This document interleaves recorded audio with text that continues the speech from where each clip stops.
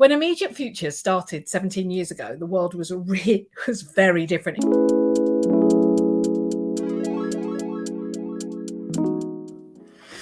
Hi, welcome to Serious Social Live. Do you know, at Immediate Future, we've been going live on Friday for over 18 months now. And one trend is clear, nothing stayed the same. I've actually got the builders in today, so if you hear some banging, that's what that is. But that doesn't mean we should only be chasing the next big thing. Sometimes the new trends mean looking back to see what worked in the past and how it might work again in today's new social media landscape. So I'm going to talk about going back to some old school social, much of which is rooted in good old-fashioned marketing too. When Immediate Future started 17 years ago, the world was very different. It wasn't called social media for starters. It was a collection of media, Web 2.0, they called it. And I'm going to pop up when I find my mouse, a slide. This guy coined the phrase Web 2.0, Tim O'Reilly. It represented the post kind of .com bubble burst with the rise of sites like Flickr, Wikipedia, MySpace, remember MySpace? Blogs, and a plethora of message boards, some of which blossomed like Mumsnet and Money Saving Experts, and some of which still huddle in the corners of the web, serving specialist communities and groups that are still enjoying the exchange. So what can we learn? How can we go back to benefit the future? See, back in the day, every platform was treated like social media in its own right. Social was still very experimental, and there was much we would learn over the coming years. For instance, we now know that content needs to be social first. But one thing we did understand back then was that audiences on each platform were there for different reasons. The MySpace groups wanted music, the Flickr photography, Second Life was just weird. Content was directed specifically at each community. It wasn't copied from one to the other.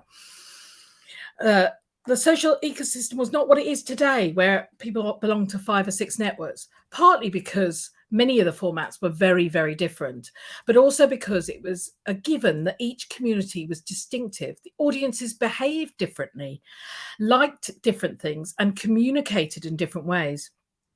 Now, with the platforms copying each other, many of the formats are so similar, but audience behaviors and mindsets are not. Audiences are still different across the channels. Visuals and copy needs to be tilted for each platform. You just can't get away with cross-posting the same content everywhere.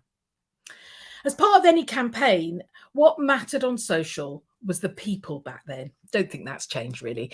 And the amazing new way that we had of accessing them. And back then, paid was still nascent or just non-existent.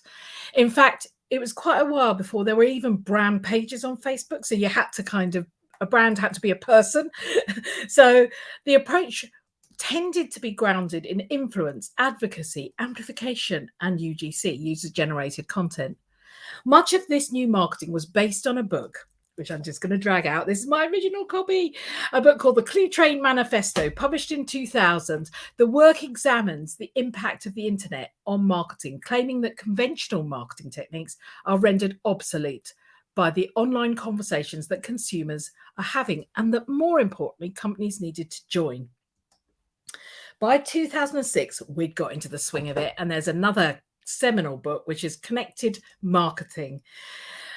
And I've got all these notes in here, by the way, which did my head in when I looked at it again. And it's a beautifully collated book by Justin Kirby and Paul Marsden, who's shaped the approach to viral buzz and word of mouth. In it, there's a chapter dedicated to, wait for it, e-fluentials, the online opinion leaders. Everything had E in front of it back then. This was old-fashioned influence, people who had authority, people who changed behaviors, people who made a difference to their network and community. Take a look at this. I'm just going to pop this up. Take a look at this. This is a network of influence on the topic of sustainability created by Analytica. This is true influence gauged by looking at social influence as well as authority, by analysing how much influencers are referenced on social. It allows you to see the weak ties and strong ties in a network of conversations. Of course, now we have tech like Analytica. Back then, much of this was done manually. And research shows that non celebrity social media users are 10 times more likely to influence in store purchase than celebrities. What was and still is key is that influence is tied to topic and rarely just about popularity. Instead, popularity, or more realistically, reach and frequency, was driven by UGC, advocacy, and a brilliant term, the seeding for buzz. Don't use that anymore, thank heavens. Today, 90% of people want the brands they support to be authentic, and 79% of people say UGC highly impacts their purchase decisions. UGC and authentic, genuine content is back in play. Now, coupled with paid or creator-driven partnerships to garner reach, is driving trends that Belle was talking about with me the other day. TikTok made me buy it. So these trends are being carried forward by user-generated content. And today it's driving a return on investment. This nice example from Bart's, the swimwear beachwear brand, shows how their customers style their products. They ran these UGC campaigns that showed how their customers were actually using the products, and the result was a 9.19% increase in conversion rate and a 20.5% increase in average order value. Who doesn't want that? So UGC is definitely back in fashion, but it isn't just getting users to create content. Back in the early days, reviews were crucial. The first online reviews made an appearance in 1999. At first, they tended to be just on websites like eBay. Then there came these review sites, Opinions, Rate It All, and Deja, which later became Google Groups. By the noughties, Yelp, Amazon, Google, Facebook, and TripAdvisor took the lead. And they are essential today. I'm going to show you this bit of data that Brandwatch sent a couple of weeks ago, which shows the insight on restaurant reviews. The number of reviews posted per day overtook the number of reviews in April. God, I've got to get my teeth in. Between 2017 and 2019, and it has been growing ever since. It's that, this way around, that blue line. The blue line shows how much reviews matter and that the fact that they're more positive. 91% of 18 to 34-year-olds trust online reviews as much as personal recommendations, and 93% of consumers say that online reviews influence their purchase decision. We need to be asking for reviews, responding to them, being transparent and open with them, and most importantly, we need to be sharing them.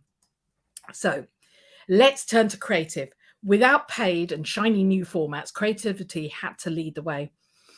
There is so much to talk about when it comes to creativity, and I haven't got the time today to bother you all day with it. But there's two that I think we should urgently discuss, that we should bring back from those early days.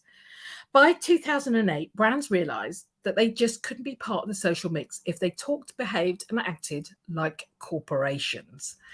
Audiences wanted more. Businesses got serious about personality. And this book, which, let me dig this one out, came into the limelight. Where are we? This way, there. Personality Not Included by Rohit Bhargava. And it speaks about creating powerful conversations with your customers and getting them to choose your brand. In the noisiest social of 2021, you need a personality to even hope to achieve standout. That means defining the character, value, tone, and language of your brand, and then differentiating, and more importantly, creating a voice on social. Let me show you this example, because back in this is 2012. God, it feels like yesterday. But anyway, back in 2012, Bodyform showed how well it works, especially when the leadership team moves front and center to the personality. And although this campaign is a bit disputed as to whether the original Facebook comment that was complaining about sanitary towels was genuine or not, this video response from Bodyform CEO was definitely a hit, with over 5.6 million YouTube views. It was funny, it was different, it caught the mood, and they had personality. And there's some lovely examples. You see it every day. And Merriam-Webster taps into puns, wordplay, wit, and a wicked sense of humour, bringing the dictionary to life. And they they just are fun, they're boring, they're interesting, you want to follow them. And research shows 72% of consumers are more likely to purchase from a brand if their social media image is humorous. But they also want friendly, they want genuine, and they want honest personality, because humor is not for everyone. I know that. But you need to have some form of personality and not just be the corporate face. So work hard to grow your brand personality, give it shape that goes beyond an avatar or a collection of words. The second urgent approach to creativity we need to discuss is the need to entertain. Stand out is essential for grabbing attention. The thumb-stopping content that gets audiences to look is important, but once you have them, you need to keep them engaged. That means thinking about what matters to them. And right now, for many brands, there is a desperate need to be interesting, entertaining, intriguing, and of the moment. Back in 2004, I can't believe I'm saying this, Burger King nailed the pop culture of the moment. The idea was new. It was interactive. It was hilarious. Subservient chicken caught the buzz of the internet. At its height, it received 8 million visits a day. Okay, not wholly on social, but at its core, it had this wow factor, the interest and the shareability. The most popular features in social ads are entertaining content at 41%, which actually beats discounts at 37%. So go figure. And on social, that also means reading the room, understanding that culture, that zeitgeist. And that's exactly what this girl Can did. Let me show you this one by Sports England, who understood the mood of the nation. 13 million viewed it online, and they got a social reach of 23 million. I mean, that's reach. Of course, these days we have an array of formats and styles to choose from. Video is more ubiquitous. We can shop in social. Memes are now part of the vernacular. You don't have to explain them to anybody, and we create so much content at the flick of an app. But that's part of the problem. Social was simpler when we started. But it was also not about throwing volumes of posts into the social ether. Campaigns were more likely to be integrated. Creative took time and enabled the investment of something of value to your audiences. We need to get back to producing content that our audiences actually want to see, not just shouting about products, but a piece of the brand, its voice, its core message, its values. Tell those stories and the sales will happen. It's what we did when social first started. Or maybe I have rose-tinted specs on. Well, there's certainly a lot to forget too. Poking Facebook friends, throwing sheep, or the many, many Farmville invites that I seem to have got. The like pages with the arrows going like this page, and the clickbait headlines. Actually, there are still clickbait headlines, but, you know, less, we hope. But let's not throw the baby out with the bathwater. We need to take our time, create quality social content that actually will have impact in the noisy world of social. And a few of the techniques in the past might help us see opportunity in our future. The smarts, though, are in marrying those modern day those past behaviors to the modern day. Things like understanding how we've changed. Let me show you this very interesting piece of data. There we go. From GWI, which shows politics and environmental issues are now a bigger part of the online conversation for young people in 2012. So the reality is that we have to now follow the data, but also find our personality, encourage our customers to post and write reviews, and create content that your audiences actually want to see. Thank you for joining me in my trip down memory lane. It was fun. Tune in next week for another Serious Social, and have a great weekend. Thank you. Bye.